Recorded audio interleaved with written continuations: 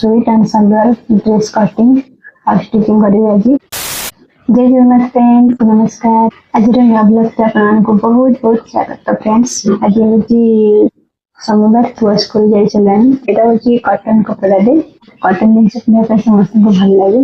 आज ना भिडियोटा ऑन करने भूली जस्ट कैमेराटा ऑन कर मुझे कट कर तो ये तार ऊपर पार्ट माने टॉप पार्ट कटिंग हो गई। फास्ट तो मुझे वन फोल्ड कर बर्तमान मुझे टू फोल्ड करके रखी दूसरी। टोटल 10.5 अच्छी कपड़ा को टे भल भाव बर्तमान साइज करके रखा।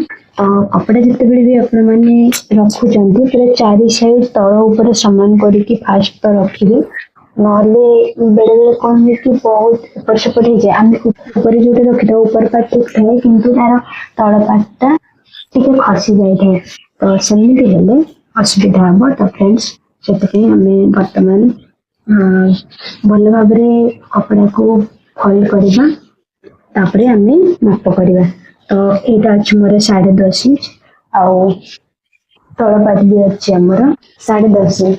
तो फ्रेंड्स आमर 8 to 9 इयर्स गर्ल्स तार लंग आ 34 साइज।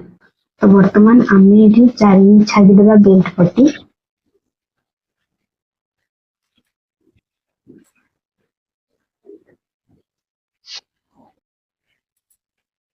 बर्तमान यहाँ को आम कट करदे।